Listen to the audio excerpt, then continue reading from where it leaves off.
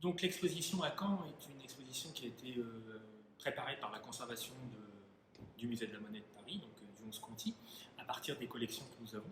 C'est ce qu'explique le panneau d'introduction avec ce titre « Les valeurs de l'échange ». Vous allez voir qu'en fait l'échange monétaire a une dimension plus morale ou poétique dans l'univers à Caen.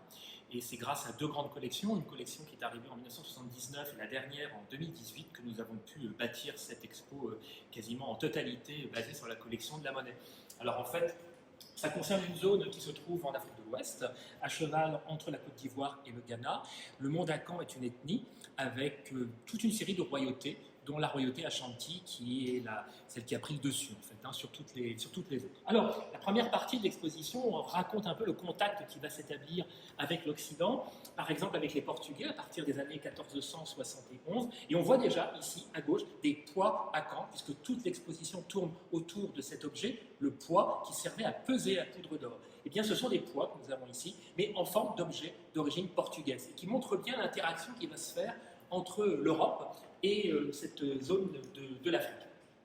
Ces poids, nous les retrouvons ici, par exemple, au niveau de cette gravure représentant le fort d'Elmina, qui est une notion à la fois militaire et commerciale. Ce sont des poids en forme de canons bien occidentaux, et un bijou d'ailleurs, ici une bague avec oiseau et canon, qui montre toujours cette relation très forte entre l'Occident et le monde Akan. Pour des raisons commerciales, les Occidentaux ont besoin d'or, à contrario, les Akans ont besoin de cuivre, dont ils disposent de très peu de quantité.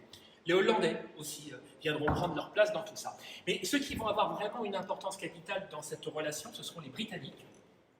Et en fait, nous avons ici les reproductions d'un ouvrage qui sera exposé à partir du 8 septembre, puisqu'en fait l'exposition est d'ores et déjà ouverte, mais elle ne sera inaugurée que le 8 septembre. C'est un ouvrage qui nous vient de la bibliothèque Mazarine, donc notre voisine du quai Conti, et qui relate le voyage de Théodore Bodiche, un Britannique, qui va en fait nous décrire en 1819 cette extraordinaire royauté Ashanti, avec ses costumes, avec ses villages, ses pratiques et ses habitudes.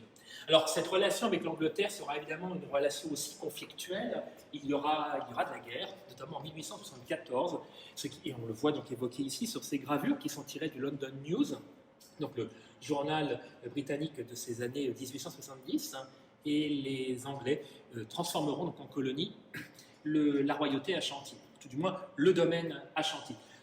Pendant ce temps-là, du côté ivoirien, on voit ici une maison à Grand Bassam, donc en Côte d'Ivoire, les Français feront un petit peu la même chose. Alors nous avons la chance également de montrer, en parallèle avec l'histoire, qu'aujourd'hui, ce monde Akan, qui transparaît d'ailleurs dans l'ouvrage de Bodiche, est toujours très très vivant, avec par exemple ces hommes qui portent ici des chaises d'origine portugaise. Donc on fait le lien avec ce que je disais tout à l'heure. Et dans cette vitrine qui est vide pour le moment, nous exposerons, là encore, à partir du mois de septembre, un prêt du musée du Quai Branly avec une chaise portugaise, mais qui est une chaise à Caen, et qui montre bien que ces chaises sont toujours utilisées là-bas, notamment dans les grandes cérémonies. Donc c'est un monde, le monde à Caen, qui n'a pas relié ses relations avec l'Europe. Alors ce sont des relations qui ont commencé il y a longtemps, d'abord avec le monde arabe. On le voit ici avec tous les échanges qui vont se faire en termes de produits.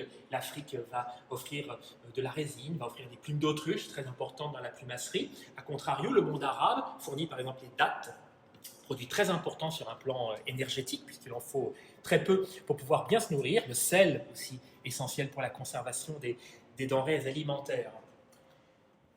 La relation va aussi se nouer avec les Occidentaux, les Occidentaux qui ont contourné l'Afrique par l'ouest, par la mer, puisque les Arabes, eux, tenaient le monopole sur la traite saharienne. Et nous avons ici, par exemple, des verroteries ou des objets. Alors c'est une pile à godet, donc c'est un élément de poids, mais occidentaux cette fois. Et cette pile à godet est en bronze, en laiton, avec donc un fort taux de cuivre, là encore très important pour le monde Akan. On va arriver dans la seconde partie de l'exposition avec ces deux vitrines qui nous montrent justement des objets du pouvoir Akan. Ce sont des bijoux, ce sont des colliers, des éléments de parure et des poids.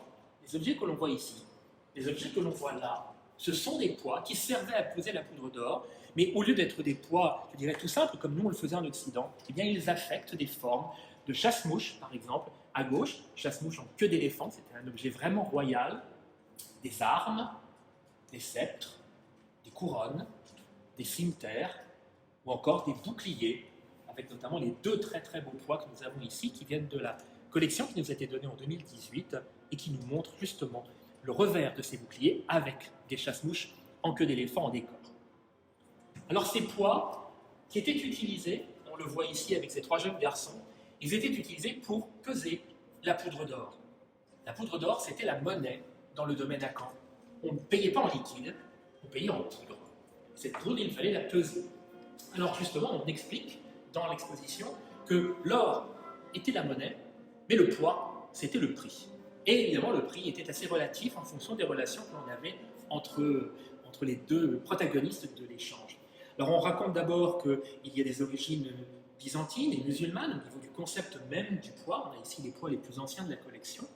Et on va surtout montrer à tous ceux qui voudront bien venir nous rendre visite que dans l'attirail en fait, de toute personne à Caen, eh bien, il y a ce qu'on appelle le dja, la poche de cuir, eh bien, il y a tout ce qu'il faut pour peser la poudre d'or. Il y a la balance, il y a les cuillères pour prendre la poudre d'or, on la prend dans des petites boîtes, et évidemment, quand on la met sur un plateau de la balance, eh bien, de l'autre côté, on va mettre des poids qui généralement étaient des poids géométriques. Alors, on en a ici toute une série, on en a plusieurs centaines, plus de 2000 dans la collection. Je vous en montre un par exemple ici, voilà, ce sont des poids en laiton, avec leur numéro d'inventaire, comme il se doit.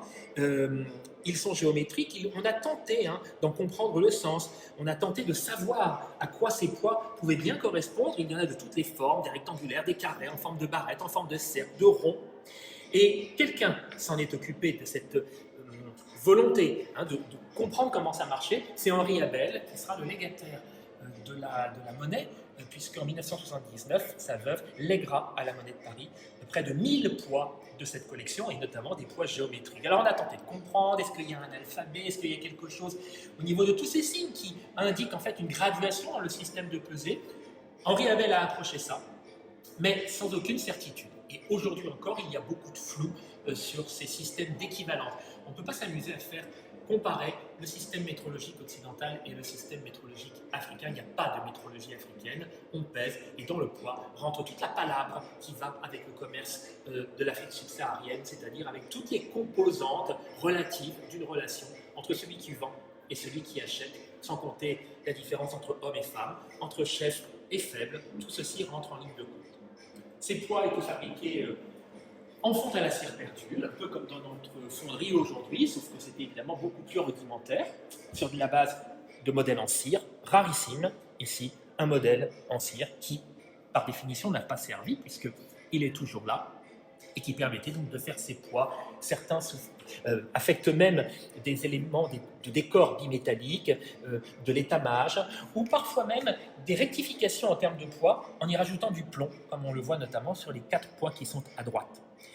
La cire pouvait se faire, la fonte pouvait se faire aussi sur la base d'éléments naturels, comme des insectes par exemple. Nous avons ici une vraie sauterelle, un criquet africain, et cette pauvre bête a servi de modèle, c'est-à-dire qu'elle a été enrobée d'argile pour pouvoir faire le moule du poids correspondant, comme nous le voyons ici, idem pour les pattes de crabe, pour les pattes de poulet et pour toutes les graines que l'on voit dans la vitrine.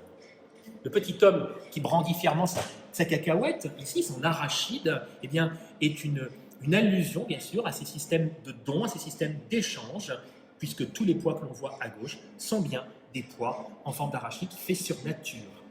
Pour les animaux plus gros, évidemment, stylisés, c'était quelque chose de plus imagé, comme par exemple tous les oiseaux que l'on voit ici. Que ce soit sur des poids ou des bijoux, on a tenu à présenter des bijoux car vous voyez la grande similitude qu'il y a entre ces deux répertoires, entre ces deux registres. Il y a une grande unité des arts décoratifs dans le domaine à Caen.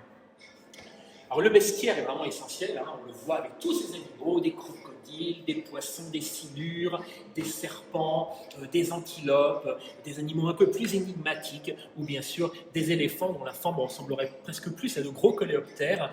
Mais tout ceci répond à une poésie et à tout un langage proverbial qui, on va le voir, fait vraiment partie de cet univers. Le poisson-ci a été notamment utilisé pour le franc CFA, avec notamment l'exceptionnelle pièce de 5000 francs CFA que la monnaie de Paris avait frappée et dont le médaillé dispose d'un bel exemplaire. Enfin, dans ce répertoire des poids, et on l'a bien compris, il y a des poids figuratifs à côté des poids géométriques, tous les objets du quotidien, des lampes, des jeux d'awalé, des sièges, ce qu'on appelle des sièges de maison, des sandales, des mains armées ou des fusils. La relation avec les armes à feu est importante puisque les Anglais ont fourni beaucoup d'armes à feu aux Akans et les Akans, ayant ce monopole de l'or et commerçaient avec les Anglais, arrivaient à obtenir de la part des Anglais des armes à feu, ce qui n'était pas le cas des autres peuplades africaines, des cornes, des olifants ou encore tout un tas de petites scènes représentant des moments de la vie quotidienne, comme le portage de l'eau, l'écorçage du bois ou encore le jeu sur les instruments. Alors, l'exposition se termine avec une sorte de florilège que l'on a choisi autour d'éléments et en bronze et en bronze avec les poids que vous voyez ici, et en or avec les bijoux. Ici, le nœud, par exemple. Pourquoi le nœud est-il important? Eh bien parce que le chef sait dénouer les problèmes.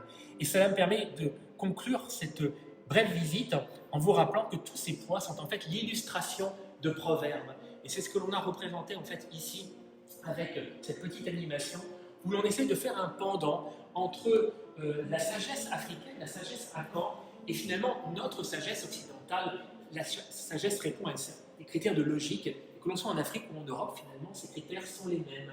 Et tous ces poids, quand ils étaient mis sur le plateau de la balance ou présentés à l'interlocuteur, eh bien, ils en disaient long sur la manière dont l'échange se passerait, bien ou mal, si on est dans une situation de force par rapport à celui qui est en face de nous, au contraire de faiblesse. Et en fait, pour conclure, eh bien, je dirais que dans cet univers akan très chamarré, car nous exposons aussi de nombreuses bandes de kente, qui sont des éléments, en fait, des bandes qui se cousaient les unes à côté des autres pour constituer de grandes draperies.